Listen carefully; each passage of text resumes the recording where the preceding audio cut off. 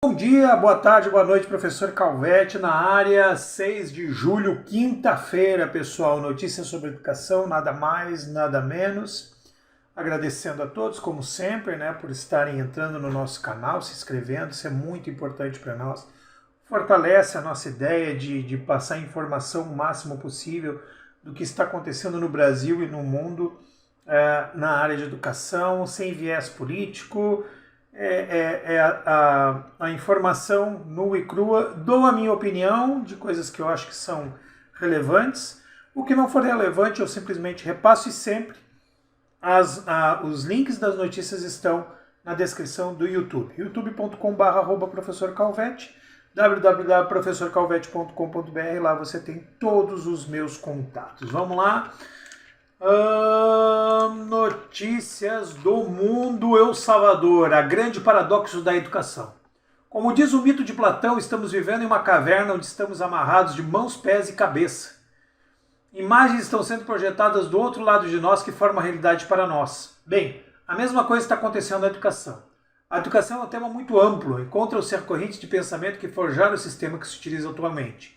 Mas há um detalhe muito importante a destacar. Por mais que usemos os métodos socioconstrutivistas de acordo com as teorias de Piaget e Vygotsky, ou das escolas de Froebel e behaviorista, a única certeza é que o ser humano aprende imitando, e por milhares de anos, talvez milhões, esse homem existiu na Terra e sempre foi assim.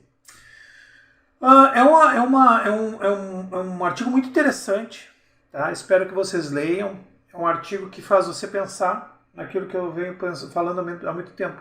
A educação ela não é rígida, tá? Ela tem que ser, ela vai se modificando com o tempo, e nós temos que aceitar isso, tá? Microjúris, o fim da ação afirmativa e seu impacto na educação. A professora Yanara Reis Gils, professora da Pró-Reitoria de Assuntos Acadêmicos da Faculdade de Direito da Universidade Interamericana, conversou com a Microjúris sobre a decisão do Supremo Tribunal Federal que indica que as universidades não podem considerar a raça de um candidato para decidir se o aceitam como aluno. Isso é muito mais ideológico hoje em dia do que qualquer outro tipo de coisa, tá? Então eu não vou dar minha opinião sobre isto. A única coisa que eu tenho certeza, e aí já dando opinião, é que não existe somente pessoas negras pobres. Existem brancos, pardos, índios, japoneses, o que for pobre. Deve ser uma questão social e não de raça, tá? Mexe com o mito de que a educação não nos tirará da pobreza, ou não mexe que existe uma crença amplamente difundida de que a renda não aumenta porque a população não tem educação suficiente. A única maneira de reduzir a pobreza, dizem eles, é fazer com que o maior número possível de pessoas obtenha diplomas técnicos, certificações, bacharelado e pós-graduação que abram as portas para um emprego bem remunerado. Isso não é um mito, é uma realidade, tá? Como eu sempre falo, cara, eu acabei de dizer que eu não ia dar uma opinião e eu a dei, tá? Nesse caso aqui,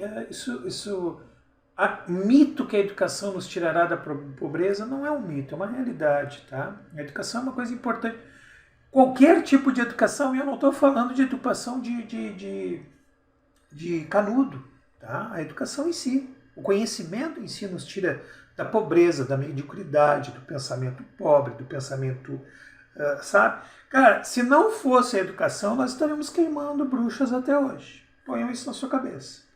México, a desigualdade educacional é o principal problema da educação?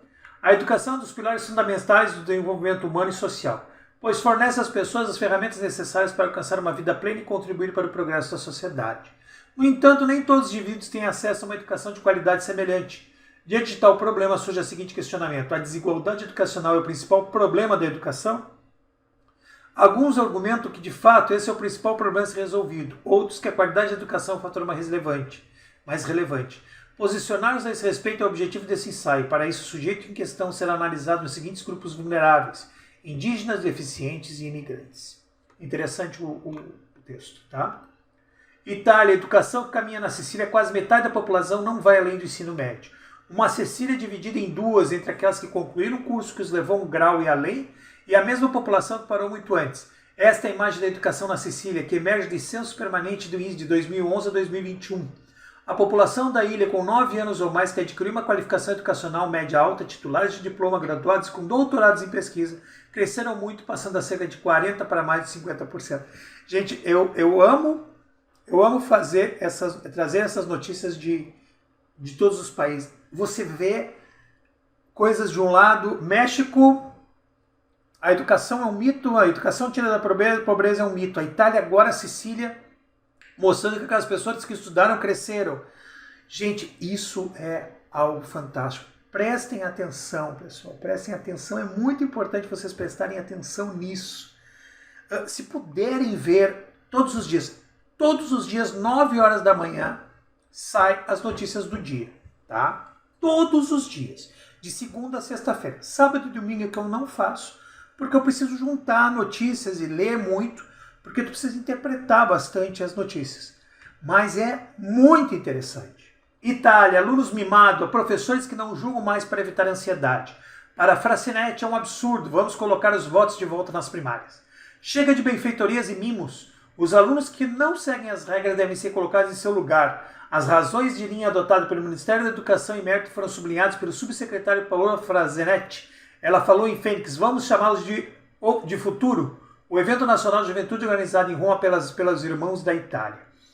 É totalmente absurdo você colocar todo mundo na mesma linha. Eu não sei qual foi o colégio, uma vez eu ouvi falar, que um colégio simplesmente entregou medalhas para todos os que estavam participando. Todos. Os que participaram, os que não participaram. O que você... Era um esporte. Tá? O que você vai querer mostrar, estudar ou treinar mais se tu vai receber a mesma coisa que os outros? Você não melhora. Não tem lógica isso, gente. Itália, a sistemática desvalorização do papel do professor. Caro diretor, o professor é e continua a ser um farol para cada jovem, um sólido ponto de referência. É na escola que adquirem os conceitos de compromisso, respeito e solidariedade. Ensinar a criatividade. Todo professor é criativo, pois tem que tornar algumas disciplinas envolventes e interessantes que certamente não são em uma idade jovem. Assim, a cada instante o professor oferece momentos únicos de verdadeira criatividade. O professor tem a oportunidade de ajudar as mentes jovens a desenvolver suas capacidades. Infelizmente, vivemos em um mundo onde o dinheiro fala mais alto. Então, se você tem dinheiro, você é um sucesso. Se você não tem, você não é. E entra a questão do professor.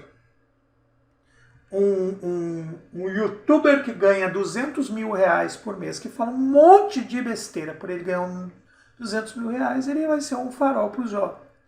Enquanto o professor, que a palavra professor deveria ser algo muito forte, deveria ser esse farol.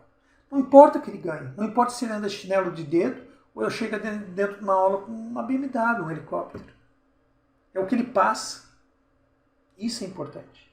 Portugal, o mundo está a aprender a lidar com esse futuro da educação. Durante o Salt Summit Icachino, o diretor da School of Science e Tecnologia da Universidade de Madrid explicou os efeitos da inteligência artificial e o futuro da educação na área digital e diz por que a aprendizagem líquida é um bom caminho. Itália, escola e empatia, o que fazer? O papel dos pedagogos, professores e educadores. Mas o encorajamento nem sempre é o caminho que abre caminho para a resolução de problemas.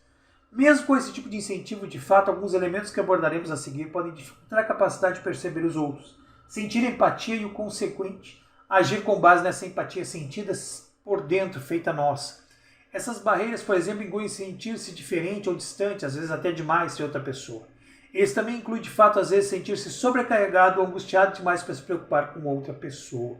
Esses últimos elementos, em particular, podem dificultar a passagem da preocupação para a ação. Eu vejo muito o foco nos alunos. Eu não encontrei notícias até hoje que foquem no professor em si.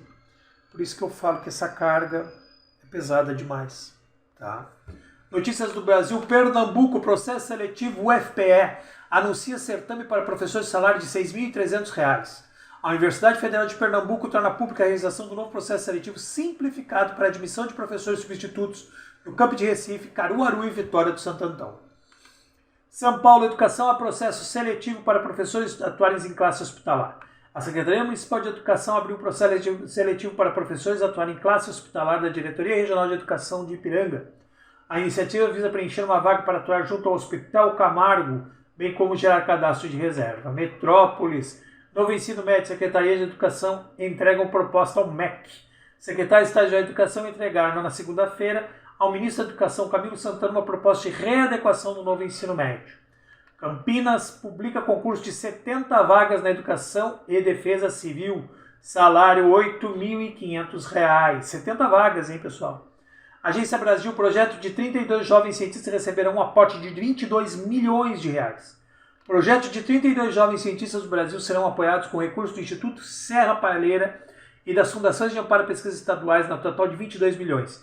Eles foram selecionados pela 6ª Chamada Pública de Apoio à Ciência de Serra Palheira, focada em pesquisa na área de ciência natural, física, química, geociência e ciência da vida, matemática e ciência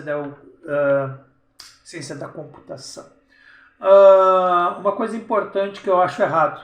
No Brasil, só pode vir do governo o incentivo para a pesquisa.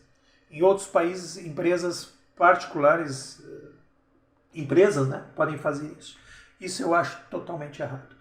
Pessoal, quero agradecer a todos. Não esqueçam, todos os links, inclusive dos concursos, estão na descrição do YouTube. E um beijo no coração.